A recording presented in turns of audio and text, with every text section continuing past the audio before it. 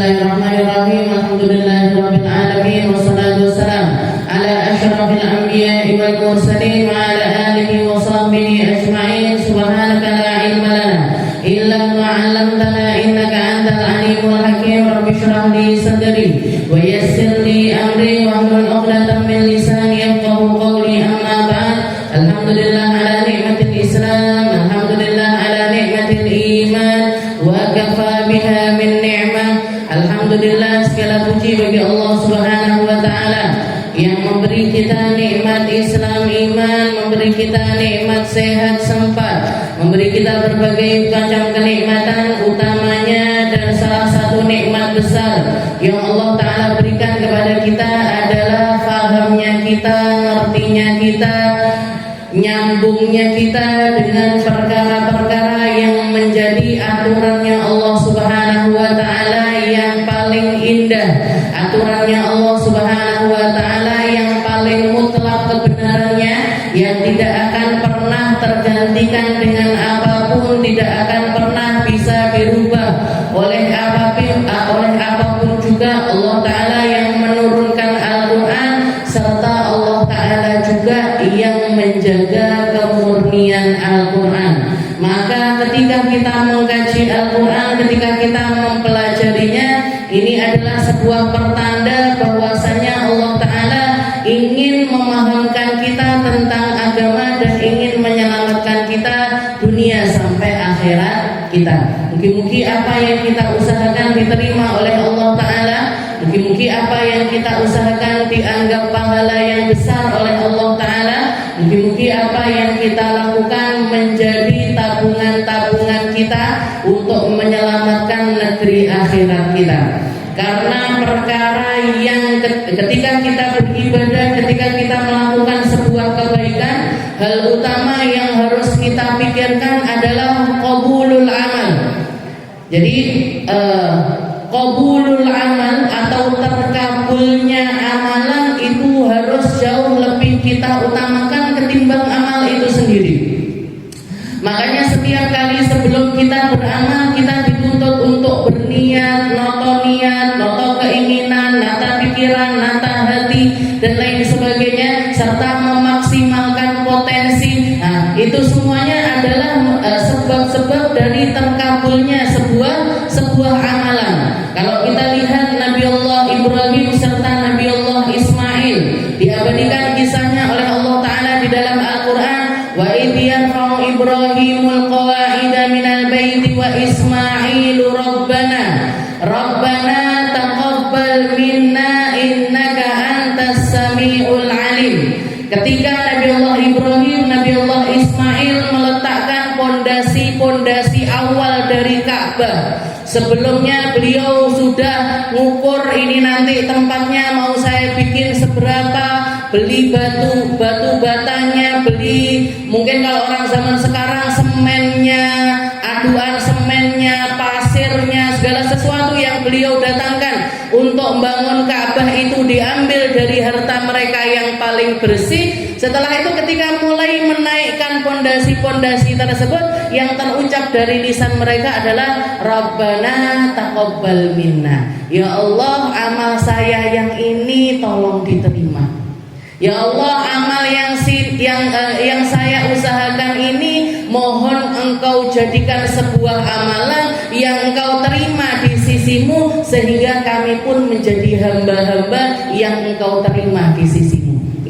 Maka para ulama mengatakan qabulul amal, terkabulnya sebuah amal itu harus lebih kita pikirkan ketimbang amal itu sendiri.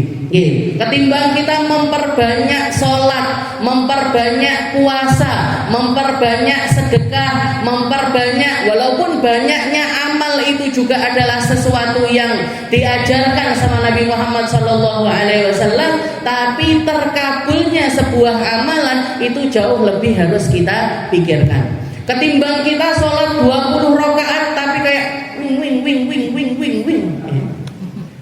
Allahu Akbar. Habis walaupun amin. Bismillahirrahmanirrahim. Yasin. Allahu Akbar. Dikira Yasin arep maca donga, tiba Yasin tok habis itu rukuk. Kayak yang viral nih, nggih. Jadi sholat taraweh, nggih, sholat taraweh 10 menit 15 menit selesai. Itu tumak ninahnya apa ya dapat, nggih. Istilahnya jadi istilahnya dapat geraknya, iya dapat, nggih. Dan kalau kita ngomong timbangannya ndak teraweh, ya memang iya, nggih. Daripada nggak teraweh masih mending teraweh yang seperti itu. Tapi istilahnya ini sholat. Kalau misalkan kalau orang-orang zaman dulu mungkin noto niate ini itu dan lain sebagainya. Tapi semakin kesini ini kan orang yang nyarinya ibadah yang semacam itu potensinya untuk dapat murkanya Allah Ta'ala malah justru lebih besar. Istilahnya Allah Ta'ala kalau mau bilang kamu ketimbang sholat 20 rakaat dengan cara yang semacam itu, mendingan 2 rakaat, 4 rakaat, tapi kamu bisa khusyuk, kamu bisa hudur, kamu bisa ta'anifi, mentadaburi makna-makna dari sholat itu sendiri dan lain sebagainya, ketimbang kamu melakukan hal yang semacam. Jadi Allah Ta'ala itu jamil, yuhibbul jamal. Allah Ta'ala itu indah, suka sama sesuatu yang indah. Jadi indahnya amalan itu jauh lebih Allah Ta'ala sukai ketimbang banyaknya amalan. Ketimbang banyaknya amalan. Makanya doa yang dipanjatkan sama Nabi Ibrahim, Rabbana taqabbal minna, ya Allah kabulkan. Kita pun juga kayak gitu. Kenapa kok kita mau ngaji itu ta'allum wa ta'lim wa naf'a wal intifal, mudzakar wa tadhkir dan lain sebagainya. Kita berharap dengan amalan kecil kita ini, 1 jam, 1,5 jam duduknya kita di sini ini dipandang sama Allah Ta'ala serta diterima sebagai amalan hasanah, sebagai amalan kebaikan yang mampu menyelamatkan kita sampai akhiratnya Allah Ta'ala. Kita lanjutkan pembahasan kita masih di dalam surah Abasa wa Tawalla ila an qala Allah Ta'ala fi kitabihil aziz, a'udzu billahi minasyaitonir rajim. Bismillahirrahmanirrahim. Kalla innaha tadhkira faman syaa'a dzakara fi suhufin mukarramah marfu'atin mutahharah bi aidi safara kiramin bararah. Jadi di sini kita bahas tentang Al-Qur'an itu sendiri, mushaf yang Allah Ta'ala letakkan di atas langit sana, yang kemuliaannya terjaga dari segala sesuatu, yang diletakkan di tangan-tangan para malaikat-malaikatnya Allah Ta'ala, kiramim bararah, yang mereka ini adalah makhluknya Allah Ta'ala yang muti'ina lillahi Ta'ala, yang selalu taat sama Allah Ta'ala. Jadi kalau misalkan ada orang mengatakan manusia punya kalimat-kalimat yang mengatakan, kenapa Allah Ta'ala kalau memang maha mampu di dalam segala sesuatu, kenapa kok nggak bikin manusia ini semuanya ahli taat? Kenapa nggak bikin semua manusia ini beriman sama Allah Ta'ala? Kenapa nggak bikin manusia ini semuanya dalam keadaan akhlak yang baik, perilakunya baik, semuanya ada di dalam kebaikan tersebut? Maka kita jawab, Allah Ta'ala sudah menciptakan makhluk yang semacam itu. Siapa? Malaikat-malaikatnya Allah. La ya'sunallaha ma amarahum wa yaf'aluna ma yu'marun. Makhluk-makhluknya Allah Ta'ala yang mulai dari awal penciptaan memang tidak dibikin untuk maksiat, tidak dibikin untuk melakukan kesalahan, tidak dibikin untuk melakukan dosa. Humul malaikah, mereka adalah para malaikatnya Allah. Sedangkan manusia memang diciptakan sama Allah Ta'ala, dikasih hawa nafsu sekaligus akal, agar apa? Agar mereka ketika mengibadahi Allah Ta'ala pun mereka melakukannya dengan keinginan diri masing-masing. Dan di situ letak pahala dari Allah Ta'ala. Di situ letak keistimewaan Allah Ta'ala akan memberikannya. Di situ Allah Ta'ala meletakkan kemuliaan-kemuliaan yang tidak Allah Ta'ala berikan kepada para malaikat. Manusia kalau akalnya lebih unggul, cara pikirnya lebih unggul, mampu mengalahkan hawa nafsunya derajat mereka akan lebih tinggi daripada para malaikat. Derajatnya lebih tinggi daripada malaikat. Kenapa? Kalau malaikat nggak perlu i'tirad, nggak perlu berusaha, nggak perlu nawar diri, nggak perlu susah payah di dalam ibadah. Mereka memang diciptakan lil ibadah. Mereka dari mulai awal penciptaan memang dibikin sama Allah Ta'ala untuk beribadah. Sedangkan manusia ketika mereka mau melakukan ibadah, mau melakukan perbuatan baik, ini di dalam hatinya ini perang dulu. Arepe sedekah 10.000 padahal itu buka dompet sih 5.000 apa 2.000 apa 10.000 ya. Ini enaknya yang mana ini yang saya keluarin. Jadi apa? Perang dulu. Mau berangkat ke majelis ini tadi. Mau berangkat ke majelis. Jenengan kan juga budal ora. Adem ngene iki enake gletak-gletak ning omah glundung. Sama lihat TV apa sama scroll HP, sama lihat Shopee, barangkali ada yang tertarik nanti di check out gitu. Saya tadi mau berangkat nggih ngoten. Ki budal apa ora enek geramben dalane ditutup kabeh.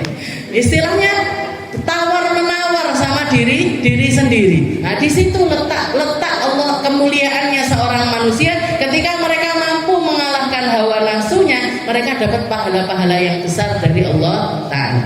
Tapi kalau misalkan mereka terkalahkan dengan hawa nafsunya, nuruti keinginan dirinya, nuruti kemaksiatan yang muncul di dalam dirinya, maka kedudukan mereka jauh lebih rendah dibandingkan hewan. Lebih rendah dibandingkan hewan. Hewan sama Allah Ta'ala cuman dikasih hawa nafsu saja.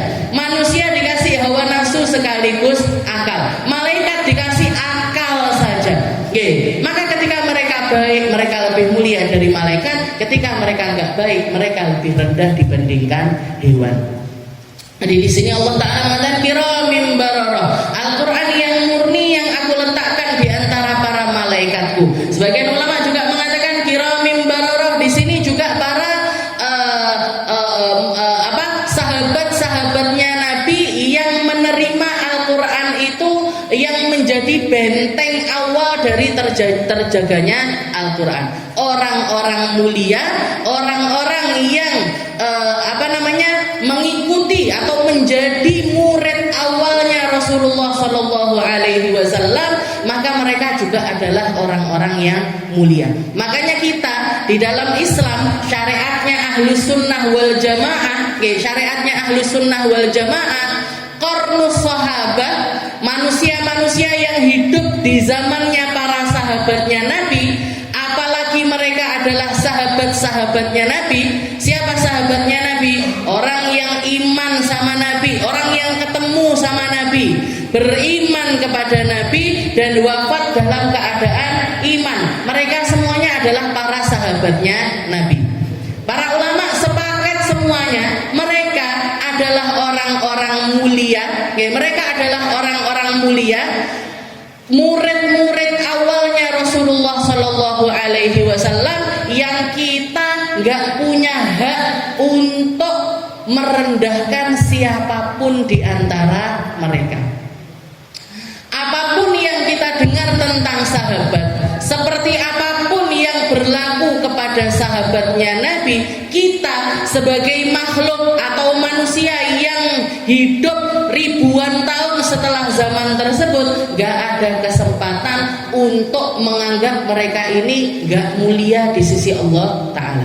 Makanya di dalam ilmu hadis, misalkan di dalam ilmu hadis, para perawi-perawi hadis itu kalau sudah nyampe di zamannya para sahabat, dulu orang kalau ngafalin hadis itu nggak langsung hadisnya, Bu, matannya hadis sekaligus sanadnya hadis. Sanadnya hadis ini siapa? Kalau jenengan baca sami itu fulan bin fulan, sami amin fulan bin fulan, sami amin fulan bin fulan, sami amin fulan bin fulan.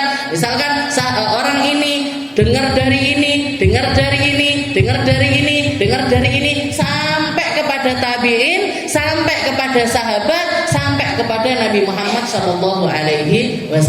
Maka dikatakan di dalam ilmu hadis ini kalau perawi atau sanad hadisnya ini sudah nyampe tabiin, kalau setelah tabiin nyampe kepada para sahabatnya Nabi, mereka sudah memberhentikan hadis itu di situ. Istilahnya apa? Oh, kalau sudah yang ngomong ini sahabatnya Nabi, sudah pasti harus diqabul, sudah pasti harus diterima, sudah pasti itu adalah sesuatu yang keluar dari lisannya Nabi Muhammad SAW.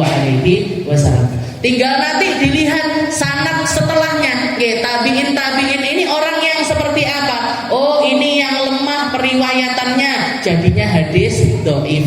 Oh, ini yang kuat periwayatannya, nanti jadi hadis marfu kah, jadi hadis mutawatir kah, jadi macam-macam.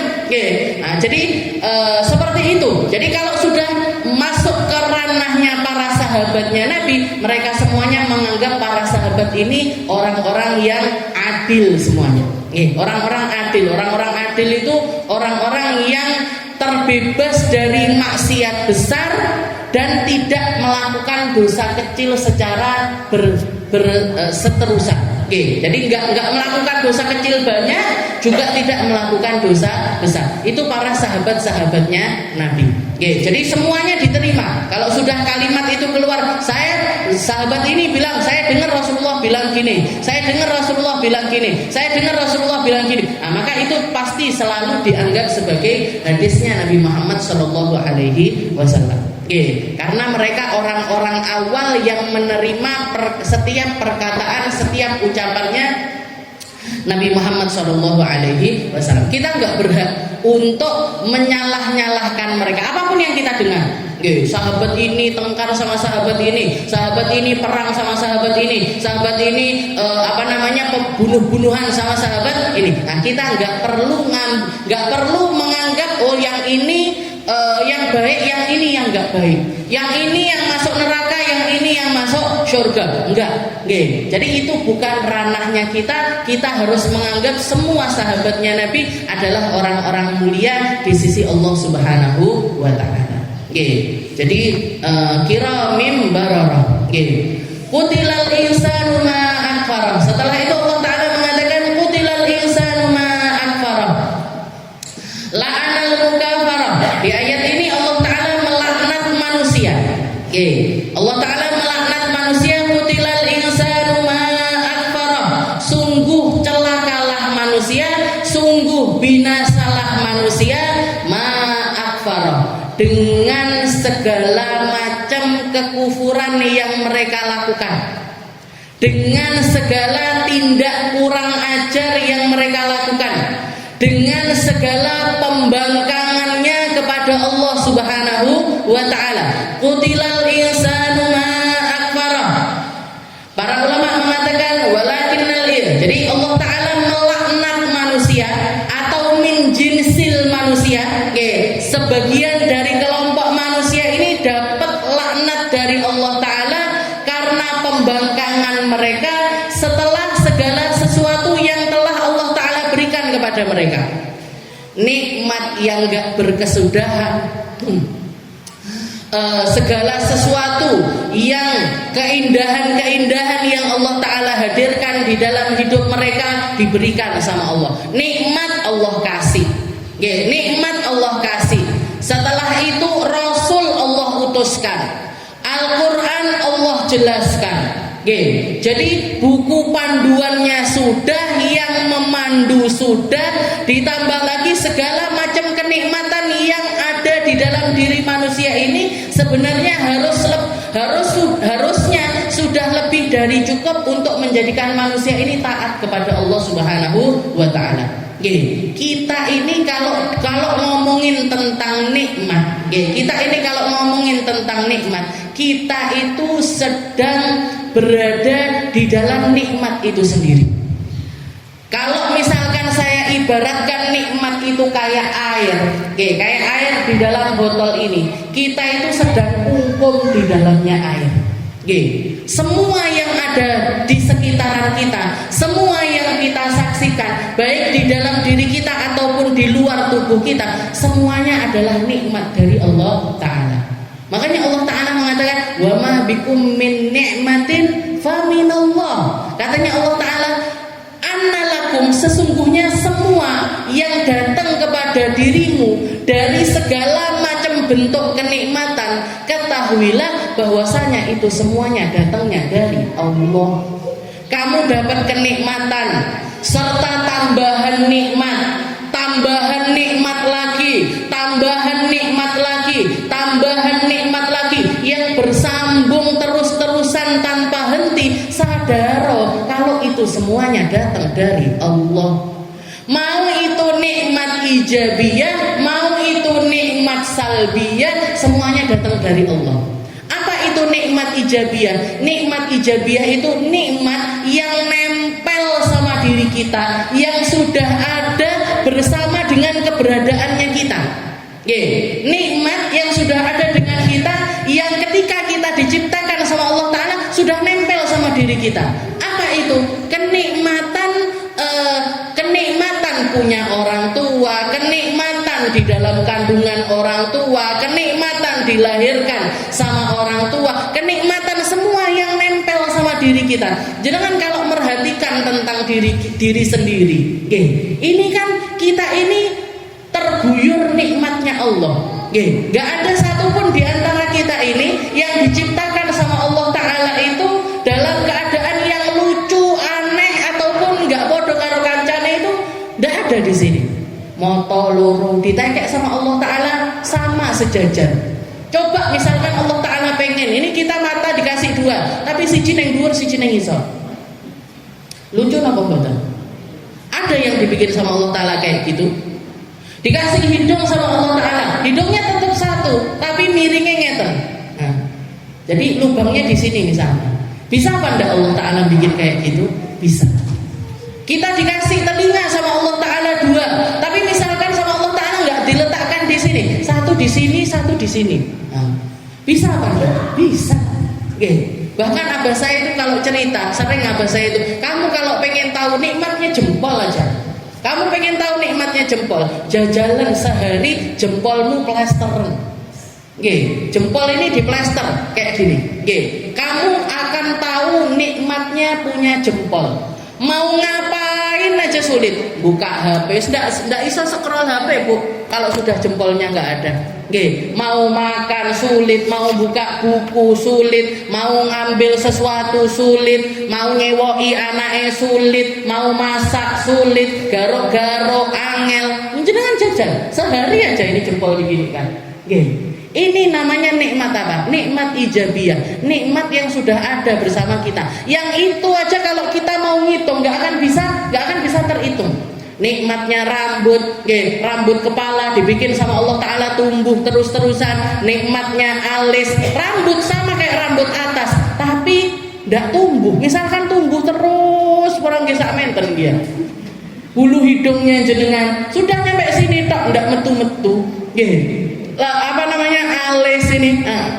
Idep, yang atas, yang bawah. Misalkan dia tumbuh seperti rambut atasnya kita. Ini perang ndak karu-karuan. Jenengan arepe budal ngaji, dadak ketok-ketok alis. Gawe alis iki lho wis suwi, nggih to.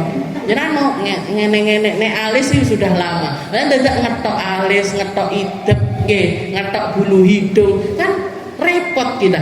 Ada banyak hal yang Allah Ta'ala bikin kita itu nggak repot dengan hal tersebut, dan itu semuanya adalah nikmat ijabiyah, nikmat yang bersama. Dan orang kadang luput kalau itu semuanya adalah sebuah kenikmatan.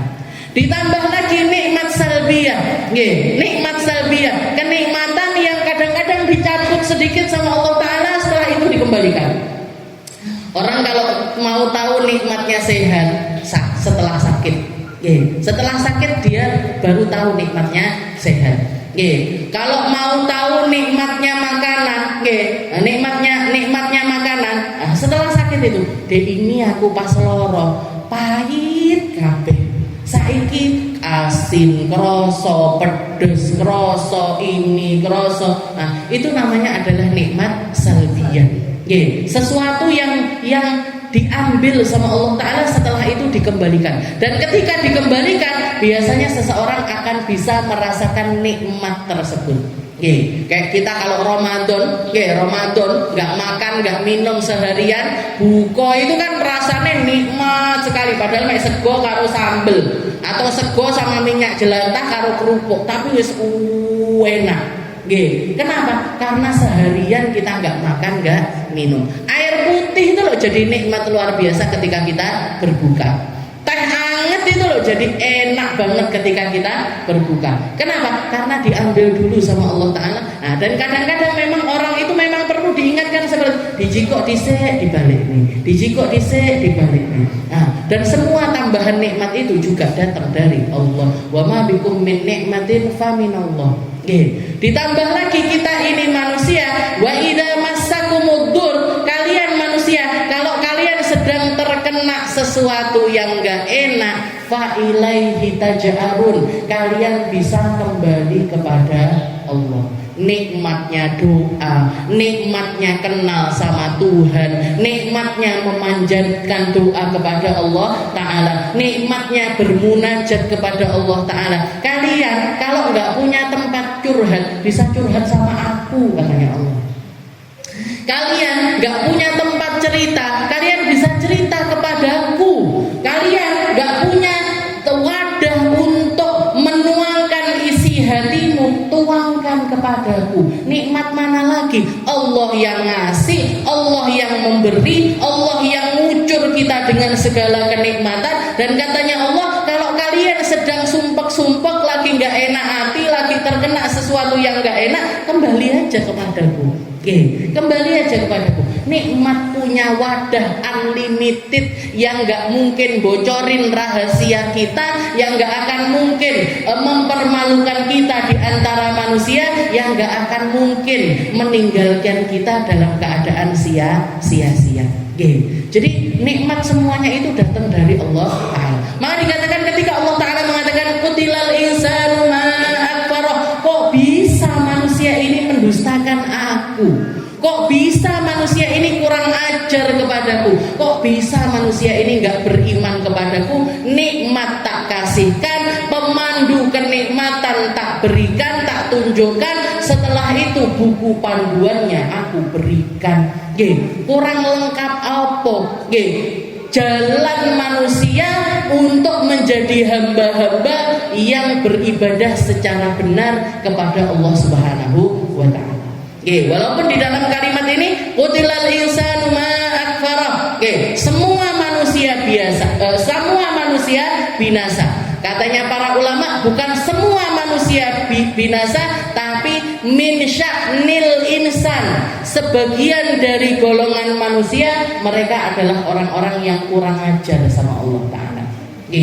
Kebanyakan manusia lupa dengan segala sesuatu yang telah Allah Ta'ala berikan. Tapi ada sebagian yang enggak. Ada sebagian yang paham tentang kenikmatan tersebut, berusaha untuk mensyukuri nikmat tersebut, dan berusaha untuk selalu mendekatkan diri kepada Allah Subhanahu wa Ta'ala. Siapa mereka? Mereka yang memahami kenikmatan tersebut, paham nabinya Nabi Muhammad sallallahu alaihi wasallam, paham buku panduannya adalah Al-Qur'an, serta menjadikan itu semuanya jalannya menuju Allah. Orang itu kalau misalkan tahu, merasa kalau semua yang dimilikinya ini datang dari Allah Ta'ala, maka rasa yang keluar di dalam diri hamba tersebut adalah ibadah ini adalah bentuk sesuatu yang bisa saya lakukan untuk berterima kasih sama Allah Ta'ala. Jenengan kalau misalkan didatengin orang, dodok-dodok pintu rumahnya, bawa makanan, Bu, saya saya tadi masak lodeh kebanyakan, ini ya icip-icip sak rantang. Jenengan ngambil rantang itu, setelah itu mengucap, oh Bu, makasih banyak. Berat napa mboten ngomong makasih ini? Berat napa mboten? Enggak. Kenapa? Karena kita menganggap ini sesuatu yang harusnya memang saya ucapkan. Ini sesuatu yang memang harusnya keluar dari lisan saya. Satu perkara paling ringan yang bisa saya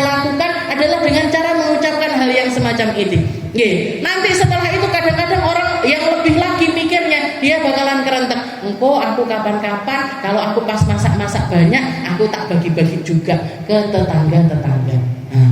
Nah ini haliahnya orang. Ada yang nerima terima kasih, ada yang nerima setelah itu apa yo sing iso tak kekne, langsung bales dikasih sesuatu yang lainnya. Ada juga yang punya pikiran, saya tak melakukan seperti yang dilakukan sama orang ini. Nah ini apa? Ini kan bentuk timbal balik karena kita dapat sebuah kenikmatan. Kita dapat sesuatu dari orang, setelah itu kita terima kasih kepada orang tersebut. Yang bikin kita sholat berat, ngaji berat, ibadah berat, sedekah berat, itu kenapa kok kita berat seperti itu? Karena kurangnya pahamnya kita bahwasanya kita ini adalah hamba yang sangat-sangat butuh untuk terima kasih sama Allah Ta'ala.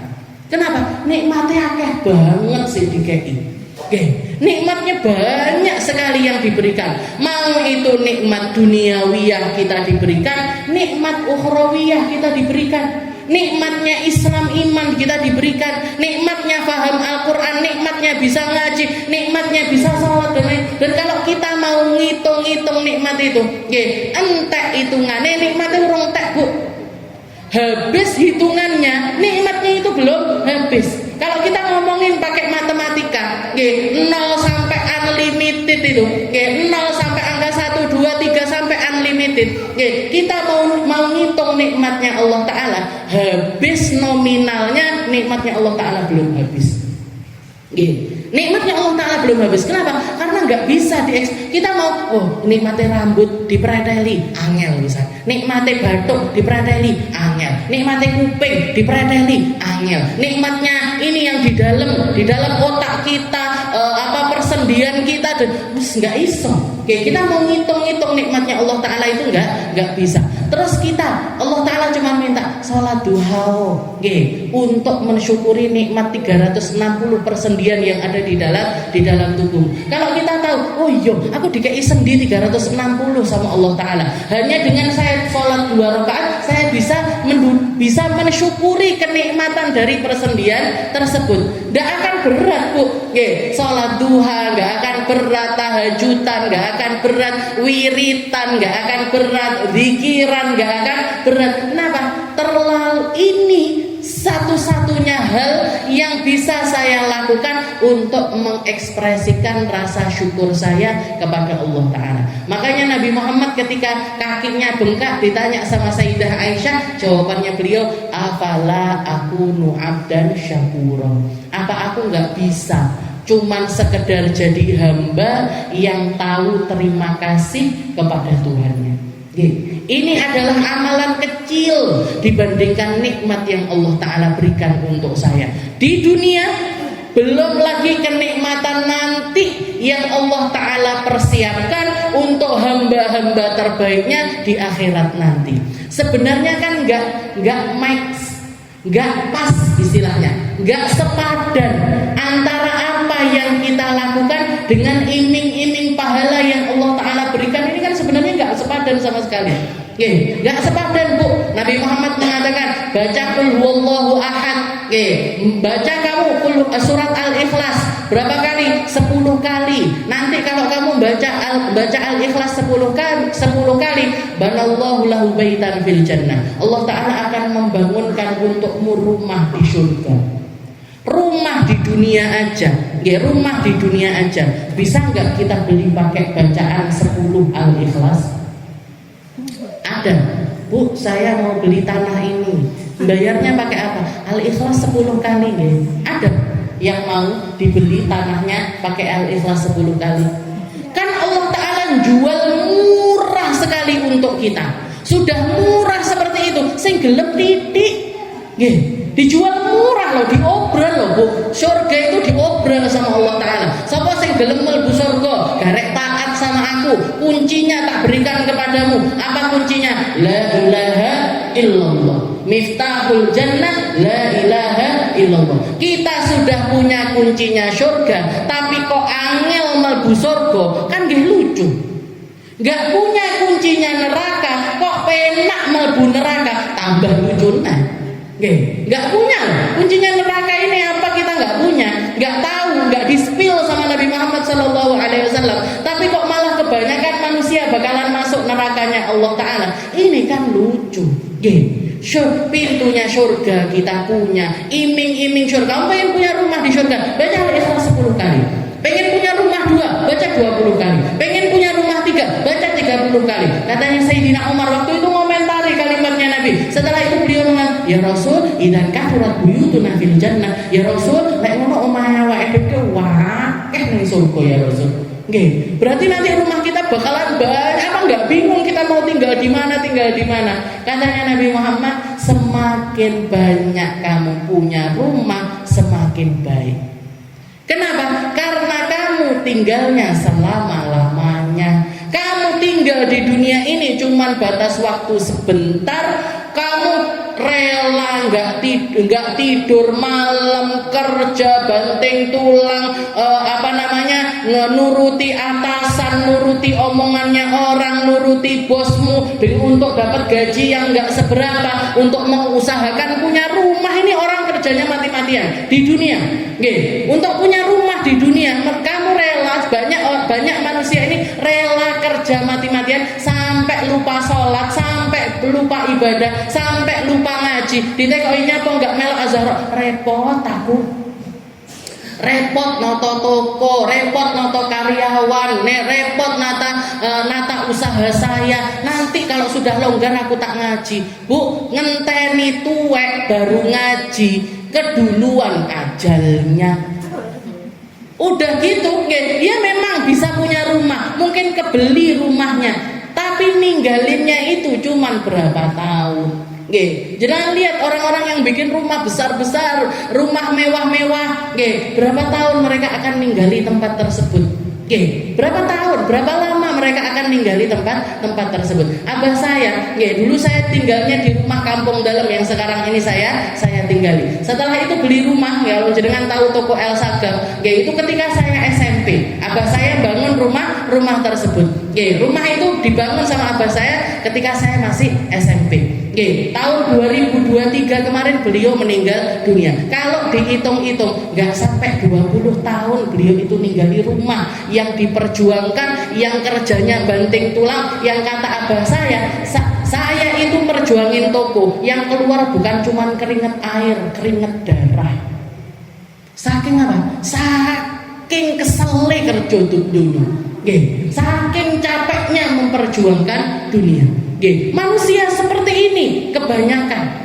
Mau mereka rela mereka bangun dunianya, bangun rumahnya, bangun eksistensinya di antara manusia, sampai lupa sama rumahnya di akhirat nanti yang akan dia tinggali selama-lamanya. Tinggalnya di sana selama-lamanya loh Bu. Di sini cuman berapa tahun kita. Jarang, sedikit orang yang nyampe umur 80, sedikit. Yang nyampe umur 90 sedikit, yang nyampe umur 100 tahun apalagi. Jadi qutilal insanu ma akfara, katanya Allah Ta'ala, betapa durhakanya manusia, betapa kufurnya manusia. Kafir itu, kekafiran itu diambil dari kalimat ghatta yughatti, tertutup. Orang yang menutup diri. Orang yang menutup diri. Kita bisa apa kalau sudah ketemu sama orang yang menutup diri? Allah Ta'ala bisa apa kalau syariat, ibadah, Al-Quran dan lain sebagainya Nabi Muhammad dikirimkan, tapi yang nerima ini orang-orang yang memilih untuk membatasi dirinya, yang memilih untuk membentengi dirinya, yang memilih untuk menutup dirinya, menutup matanya. Mau sejelas apapun kebaikan di hadapan matanya nggak akan kelihatan.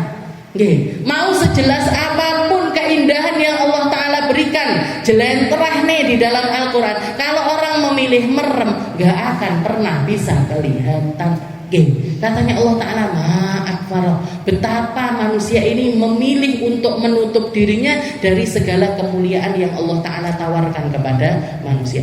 Qutilal insanu ma'akfar min ayyi syai'in khalaqah. Setelah itu Allah Ta'ala mengatakan, coba kamu, kalau kamu mau mikir, kamu itu kufur sama aku, kamu itu mendustakan diriku, coba kamu lihat dari mana asal dirimu.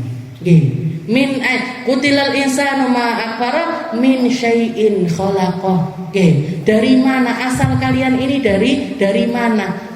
Kalau asal awalnya kita yaitu penciptaannya Nabi Allah Adam, itu Allah Ta'ala membuatnya dari segumpal tanah, gitu.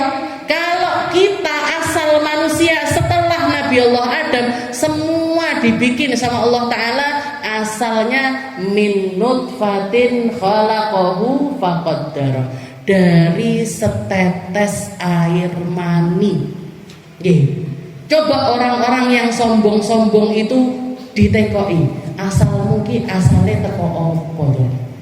Kamu ini sebenarnya terbentuk dari apa? Terbentuk dari emas, terbentuk dari perak, terbentuk dari mutiara, terbentuk dari batu-batuan mulia. Kan gak ada. Min nutfah, semuanya asalnya dari mani. Dan siapa? Manusia mana yang menganggap mani itu sesuatu yang berharga? Manusia mana yang menganggap setetes sperma itu sesuatu yang perlu untuk dielu-elukan? Coba kamu lihat, introspeksi diri. Min ayyi syai'in khalaqah, dari mana asal? Presiden asale teko opo, menteri asale teko opo, artis asalnya dari apa, ulama asalnya dari apa, orang-orang yang menganggap dirinya mulia asal mereka ini dari apa? Kok sampai mereka ini bisa jadi orang yang sebegitu sombongnya sampai nolak kebenaran yang datangnya dari Allah Subhanahu wa Ta'ala. Min ayyi syai'in khalaqah, dari apa mereka diciptakan? Min nutfatin, dari setetes mani, khalaqahu, Allah Ta'ala yang menciptakannya, faqaddara, setelah itu Allah Ta'ala yang menjadikan ini tak kasih telinga, setelah itu bisa mendengar dengan telinganya. Ini tak kasih mata, setelah itu bisa melihat dengan matanya. Ini tak kasih hidung, setelah itu bisa mencium dengan hidungnya. Ini tak kasih mulut sehingga dia bisa berbicara, bisa mengecap, bisa ngomong dengan lisannya. Khalaqahu, dibikin sama Allah Ta'ala. Bukan cuma setelah dibikin ini dibiarin, enggak, ditata sedemikian rupa, dibikin, dibentuk, difungsikan, difungsikan sama Allah Ta'ala sesuai dengan fungsinya masing-masing. Istilahnya kalau kita mau nilai ulang, dari setetes mani, berubah menjadi makhluk, berubah menjadi bentuk, berubah menjadi sesosok manusia yang segala perubahannya itu semuanya penuh dengan keajaiban. Setetes mani berubah jadi darah, ada yang berubah jadi daging, ada yang berubah jadi tulang, berubah lagi jadi otot, berubah lagi jadi kulit, berubah lagi jadi bulu, berubah lagi jadi macam-macam.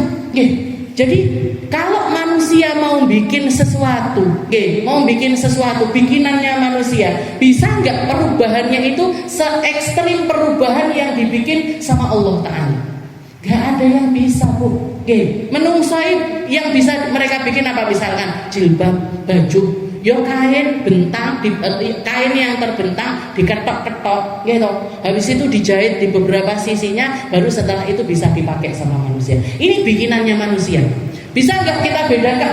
Bisa nggak kita perbandingkan dengan bikinannya Allah Subhanahu wa Ta'ala yang berubah dari satu makhluk ke makhluk yang lainnya, berubah jadi dari satu fungsi ke fungsi yang lainnya, berubah dari satu macam ke macam yang lainnya tanpa perantara apapun, dia berubah dengan kehendaknya Allah Subhanahu wa Ta'ala. Min ayyi syai'in khalaqah, min nutfatin khalaqahu faqaddar, dari setetes mani, setelah itu diciptakan sama Allah Ta'ala dengan berbagai macam bentuknya, setelah itu nanti dibikin dengan kadarnya masing-masing. Jadi Allah Ta'ala membuat manusia semacam itu. Tapi sebagian di antara mereka memungkiri hal yang semacam itu. Apa iso manusia itu setelah nanti itu mereka mati bakalan dibangkitkan lagi? Setelah mati mereka dibangkitkan lagi, piye carane? Katanya Allah Ta'ala, tinggal melihat asal muasalnya manusia. Dulu kalian juga enggak ada. Setelah itu dari setetes mani diadakan sama Allah Ta'ala.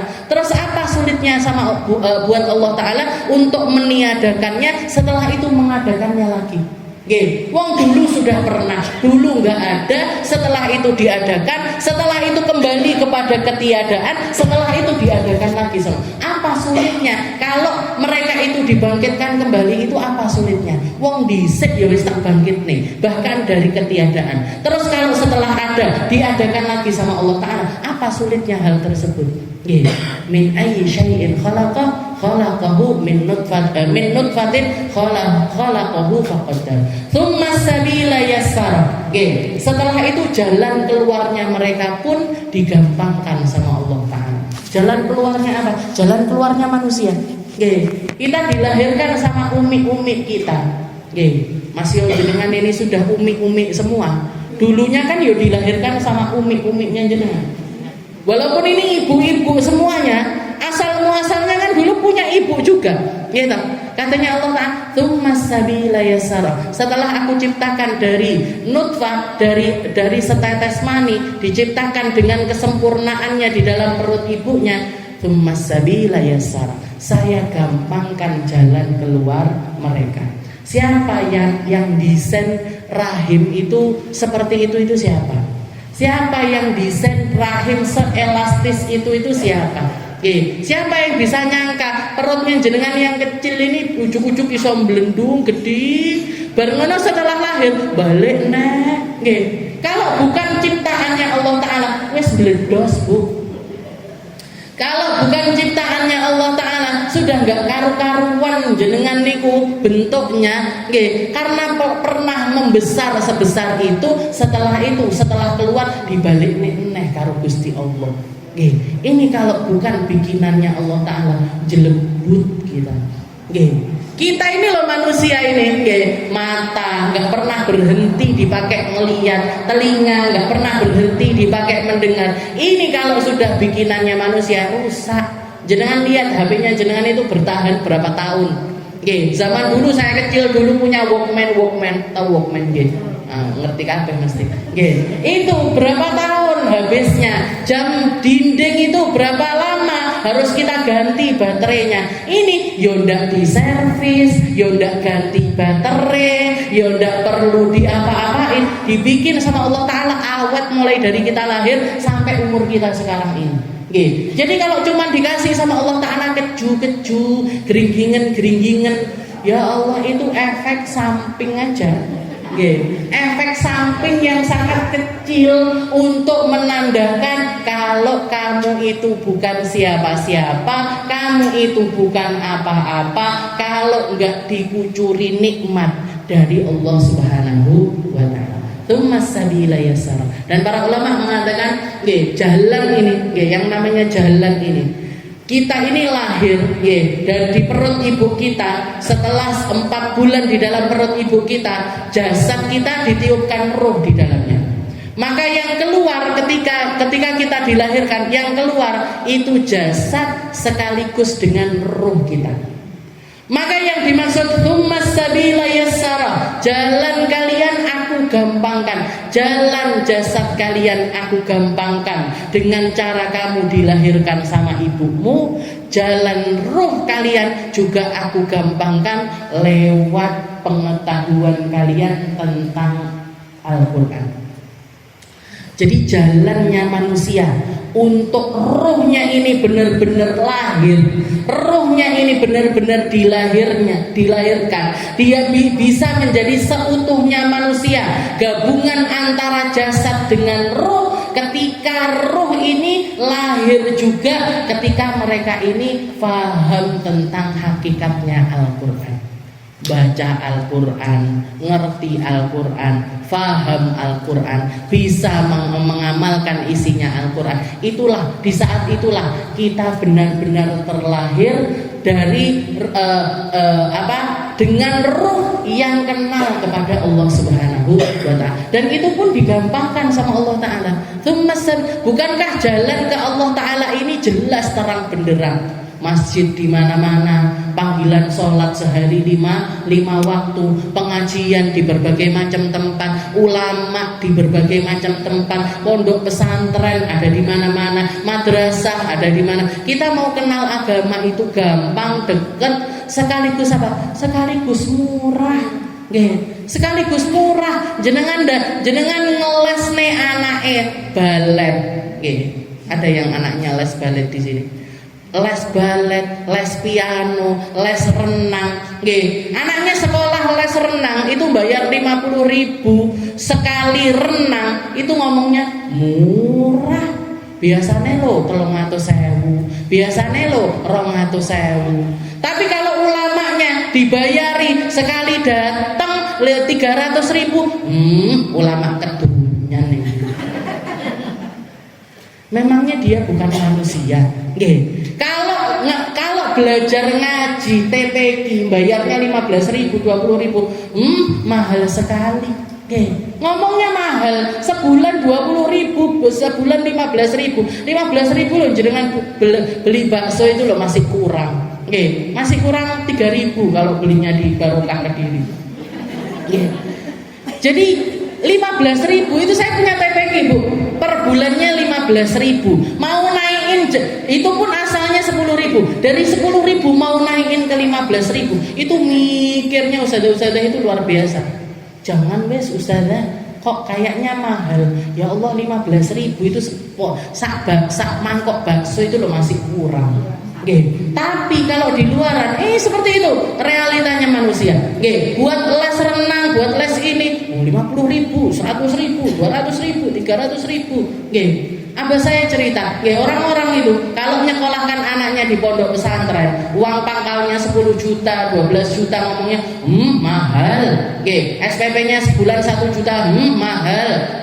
Tapi kalau untuk ilmu dunia, yang efeknya itu cuma sebatas mereka di dunia, masuk ke dokteran, itu abah saya dengar sendiri telinganya orang-orang yang anaknya sekolah kedokteran ini. Bayar berapa? Kena berapa? Kena 500. 500 juta. Ngomongnya komentarnya, murah. 500 juta bilangnya murah. Kalau untuk kedokteran, untuk pesantren 10 juta, 15 juta, ngomongnya mahal. Jadi katanya Allah ini, tsummas sabila yassara, jalan kalian menuju Allah, jalan kalian keluar digampangkan sama Allah Ta'ala, jalan kalian untuk kenal sama Allah Ta'ala. Roh kalian ini, kalau mau tahu jalannya, kalau mau ngerti harusnya kemana, dia itu digampangkan sama Allah Ta'ala. Jadi orang gak baik itu digampangkan sama Allah Ta'ala. Ketemu sama orang alim itu digampangkan sama Allah Ta'ala. Asal kalian mau, asal kalian itu sungguh-sungguh, asal kalian mau mengenal, mendekati mereka, digampangkan sama Allah Ta'ala. Tsumma sabila yassara, tsumma amatahu fa'akbara. Setelah itu nanti ada masa selesainya. Kalian hidup, setelah itu kalian berkehidupan, setelah itu kalian akan datang waktu untuk dimatikan sama Allah Ta'ala. Tsumma amatahu fa'akbara, tsumma idza syaa'a ansyara, kalla lamma yaqdi ma amara, wallahu a'lam bissawab. Insyaallah kita lanjutkan di pertemuan yang selanjutnya.